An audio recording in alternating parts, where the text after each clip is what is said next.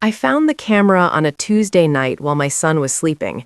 It was hidden inside the LEGO Millennium Falcon my parents had sent for his sixth grade graduation, tucked between the gray panels and the transparent cockpit pieces. No bigger than a button, with a tiny lens pointing outward and a battery pack that could last for weeks. My hands were shaking as I held it under the kitchen light, this tiny piece of technology that meant my own parents were spying on us. But when I found the audio transmitter buried in the main hull, that's when I knew this wasn't just paranoia or overprotective grandparents checking in. This was something much darker.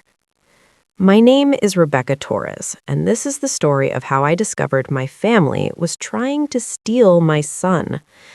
Let me back up.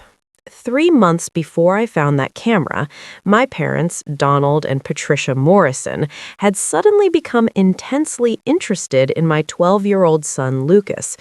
I should have been happy. For years, they'd been distant, critical, barely involved. My younger sister, Vanessa, was always their favorite, the golden child who could do no wrong, while I was the disappointment who got pregnant young and never went to college. But Lucas changed everything when he turned 12. Not because he suddenly became more lovable, though he's always been an amazing kid. No, Lucas changed everything because that's when he inherited his father's trust fund. Lucas's father, Marcus, died in a car accident when Lucas was 2 years old. Marcus came from old money, the kind of family that had trusts and estates and lawyers who used words like beneficiary and fiduciary duty. When Marcus died, he left everything to Lucas in a trust that would be fully accessible when Lucas turned 18, but with distributions available for education, health care, and living expenses before then. The trust was worth $2.8 million. For 10 years, I managed that trust carefully. I used it for Lucas's private school tuition, his medical needs, his future. I lived modestly, worked as a dental hygienist, and made sure Lucas understood that money wasn't everything. My parents had shown zero interest in any of this. They'd never asked about the trust, never offered to help with Lucas, never seemed to care that their grandson existed. Until 3 months ago, when everything changed overnight. It started small. My mother called and said she wanted to spend more time with Lucas, that she'd been reflecting on how she'd missed out on his childhood. My father suddenly wanted to take Lucas to baseball games. Vanessa, who'd barely acknowledged Lucas's existence for 12 years, started posting photos with him on social media, calling herself best aunt ever. I was cautiously optimistic. Maybe they'd really changed. Maybe they'd realized what they'd been missing. So when they asked to take Lucas for weekend visits, I said yes. When they wanted to pick him up from school, I agreed.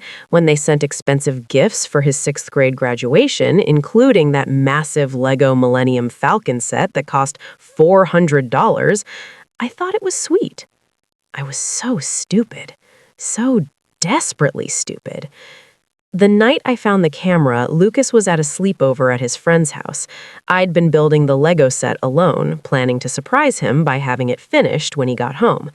I was connecting the main hull sections when I noticed something that didn't match the instruction manual, a small black component that wasn't on the parts list, a wire that seemed to lead nowhere in the official design.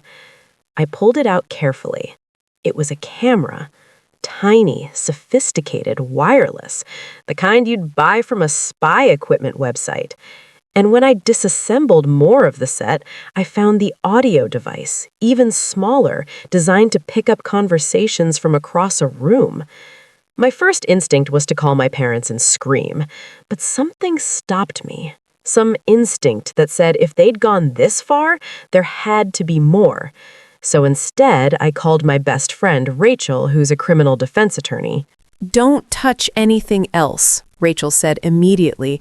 "Don't turn it on, don't connect it, don't let them know you found it. This is evidence, Rebecca. Whatever they're planning, you just found proof." "Proof of what?" I asked, though I already knew. Deep down, I already knew. proof they're building a case against you. If they're surveilling you and Lucas without your knowledge, they're looking for something they can use. And given the timing with Lucas's trust fund, I'd bet money they're going for guardianship. My blood ran cold. Guardianship. If my parents could prove I was an unfit mother, they could petition the court to become Lucas's legal guardians. And as guardians, they'd control his trust fund until he turned 18. $2.8 million for 6 years? That's a lot of motivation to destroy your own daughter. Rachel came over that night. She documented everything, took photos, sealed the devices and evidence bags. Then she made a call to a private investigator she knew, a former cop named James Rodriguez, who specialized in family court cases. "We need to know what they have," Rachel said. "If they've been surveilling you for 3 months, they have hours of footage and audio. We need to know what they think they have on you before they make their move." James took the case. What he found over the next 2 weeks made me physically sick. My parents had installed cameras in 3 other gifts they'd given Lucas over the previous months: a digital alarm clock in his bedroom, a Bluetooth speaker in our living room, a tablet they'd given him for homework that had tracking and recording software installed. They'd been watching us for 3 months. Every conversation, every moment, every private family interaction had been recorded and stored. But it was worse than that. James discovered they'd already filed preliminary paperwork with a family attorney. They were building a case that I was neglectful, that Lucas was in an unsuitable environment, that his education and well-being were being compromised. They had edited footage that made me look bad, taken out of context. Me yelling at Lucas to clean his room became evidence of verbal abuse. Me letting him stay up late on a Friday to finish a video game became evidence of poor parenting and lack of structure. Me crying one night after a hard day at work became evidence of emotional instability. But the worst part, the part that made me want to vomit, was the audio James recovered from the devices. Conversations between my parents and Vanessa at their house, conversations they didn't know were being recorded by the very devices they'd planted. "We just need one more incident," my father's voice said on a recording from 2 weeks prior. "One more thing we can point to that shows she's not capable." "What about the boyfriend?" Vanessa's voice. I didn't have a boyfriend. I hadn't dated anyone seriously since Marcus died. "We'll create one if we have to. A few photos, some testimony from the right people. We just need the judge to see a pattern of instability and poor judgment. And then we get Lucas," Vanessa said, "and access to the trust." "For his own good," my father added, but his voice was cold. "It's all for his own good." I listened to that recording 5 times, sitting in Rachel's office, tears streaming down my face. These were my parents, the people who raised me, and they were plotting to take my son, to lie to a court, to fabricate evidence, all to get access to money that wasn't theirs and never would be. "We have them," Rachel said quietly.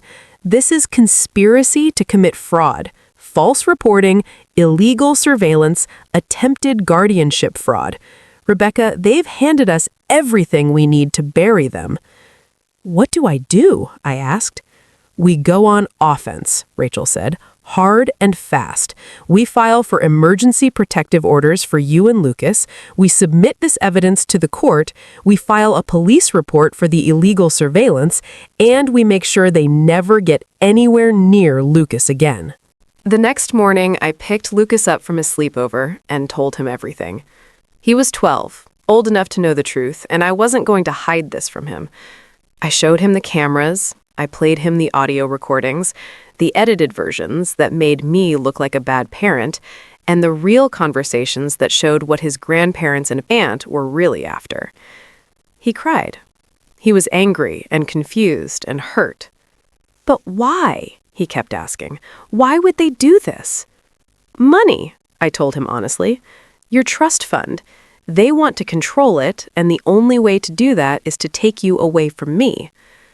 "That's insane," he said. "You're the best mom ever. Everyone knows that." "They're going to try to convince a judge otherwise," I said. "But we're not going to let them. We have evidence. We have the truth. And we're going to fight." Lucas looked at me with his father's eyes, the same determination Marcus used to have. "What do we do?" "We trust the system," I said, "and we trust each other." Rachel moved fast. Within 48 hours, we had emergency protective orders in place.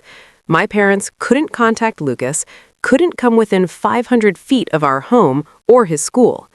We'd submitted all the evidence to the family court judge assigned to guardianship cases, along with a formal complaint about the illegal surveillance and the conspiracy we'd uncovered. My parents tried to fight it. They hired an expensive attorney who attempted to spin the narrative, claiming they were concerned grandparents who had installed the cameras for Lucas's safety with my implied permission. But when the audio recordings were played in court, when the judge heard them discussing fabricating evidence and manipulating the system for financial gain, their attorney went pale and started backpedaling. Vanessa tried to claim she was just going along with their parents, that she hadn't really meant any of it. But there were text messages recovered from her phone through legal discovery where she'd been actively participating in planning their strategy. "Once we have guardianship, I can quit my job," she'd texted our mother. "We'll finally have the life we deserve." The life they deserved? Built on destroying mine. The hearing took 3 hours. My parents sat across the courtroom looking smaller than I'd ever seen them. Vanessa wouldn't make eye contact. Their attorney did his best, but you can't defend the indefensible. You can't explain away your client's own words plotting fraud and parental alienation. The judge was a woman in her 60s named Helen Martinez, and she was furious. I'd never seen a judge so openly angry in a courtroom. She asked my parents directly, "Did you or did you not install surveillance devices in your daughter's home without her knowledge or consent?" My father tried to explain. My mother started crying. Neither answered the question directly. "Did you or did you not discuss fabricating evidence of an unsuitable home environment?" Judge Martinez continued. Silence. "Did you or did you not plan to petition for guardianship of your grandson primarily to gain control of his trust fund?" More silence. Judge Martinez looked at them with disgust. "In 30 years on the bench, I have seen many cases of family dysfunction, but what you have done here is among the most calculated and cruel. You have violated your daughter's privacy, traumatized your grandson, and attempted to manipulate the legal system for financial gain. I am denying your guardianship petition permanently. Furthermore, I am making the protective orders permanent. You will have no contact with Lucas Torres or Rebecca Torres for the remainder of Lucas's minority. And I am recommending that the district attorney's office review this case for possible criminal charges." She looked at me. "Ms. Torres, I am granting you sole legal and physical custody of your son with the court's recognition that you have been and continue to be a fit and loving parent. I am also ordering that the trust fund remain under your sole management as trustee with regular court oversight to ensure Mr. and Mrs. Morrison never gain access through any means. This case is closed." My parents' faces crumbled. Vanessa was openly crying. Their attorney was already packing his briefcase, knowing the criminal referral meant he'd probably be withdrawing from representation. I felt nothing. No satisfaction, no triumph. Just exhaustion and sadness that it had come to this. Outside the courtroom, Lucas hugged me tight. "Is it over?" he asked. "It's over," I said. "They can't hurt us anymore." Rachel squeezed my shoulder. "The DA is definitely going to pursue charges. Illegal surveillance in Colorado is a Class 2 misdemeanor. Conspiracy to commit fraud could be a felony. They're looking at jail time, fines, permanent records." "Good," I said, And I meant it, not because I wanted revenge, but because they needed to face real consequences. They'd tried to destroy my life, to take my child, to steal from him, all because they felt entitled to money that was never theirs. The criminal case took 8 months. My father pled guilty to illegal surveillance and conspiracy charges and got 18 months in county jail, plus 3 years probation. My mother took a plea deal for probation, only because of her age and health issues, but with a felony conviction on her record. Vanessa, because she'd been less directly involved but had still participated, got probation and community service. Plus, she had to pay restitution for her share of the surveillance equipment costs. Their reputations were destroyed. The local news covered the case. Their friends and neighbors found out what they'd done. My father lost his position on the board of his country club. My mother stopped going to church because people whispered. Vanessa had to move to another state because she couldn't find work once employers Googled her name. I felt bad about that for about 30 seconds. Then I remembered the audio recording of them planning to fabricate a boyfriend for me, planning to lie to a judge, planning to take my son, and I stopped feeling bad. Lucas is 14 now. He's thriving.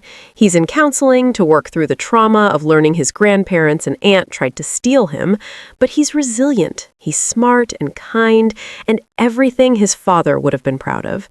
The trust fund is secure, managed carefully, waiting for him when he turns 18 so he can use it for college, for his future, for whatever he dreams. Sometimes people ask me if I ever hear from my parents or sister. The answer is no. The protective order expired when Lucas turned 18, but by then it won't matter. They're strangers to us now. DNA doesn't make you family. Love and loyalty make you family, and they proved they had neither. I kept the LEGO Millennium Falcon. Lucas and I finished building it together after Rachel documented all the surveillance equipment. It sits on a shelf in our living room now. A reminder that the most dangerous threats sometimes come wrapped in shiny paper with a bow on top, that the people who are supposed to protect you might be the ones you need protection from, that trust, once broken, can never really be repaired. But it's also a reminder that we survived, that we fought back, that we won. Not because we were vindictive or cruel, but because we refused to be victims, because we gathered evidence, trusted the legal system, and stood up for ourselves when people tried to tear us down. My parents gave Lucas a Lego set for his graduation. Inside it, they hid cameras and audio devices, planning to use whatever they recorded against me to steal my son and his inheritance. They thought they were so clever, so careful. They thought I'd never find out. They thought I'd be easy to manipulate and destroy. They were wrong. And now they're paying the price, not just in legal consequences or destroyed reputations, but in the loss of their grandson, their daughter, and any chance of redemption. Because some betrayals are so deep, so calculated, so cruel, that forgiveness isn't possible. And some people deserve exactly what they get. If you're in a situation where family is trying to manipulate you, surveil you, or take what's yours, document everything. Get legal help. Don't confront them until you have evidence and a plan. The system can work, but only if you have proof. And trust your instincts. If something feels wrong, it probably is. My parents thought they could outsmart me, outmaneuver me, and take everything I loved. But they forgot one crucial thing. A mother protecting her child is the most dangerous force in the world, and I would burn down heaven and earth before I let anyone take my son from me. They learned that lesson the hard way, and I have no regrets about teaching it to them.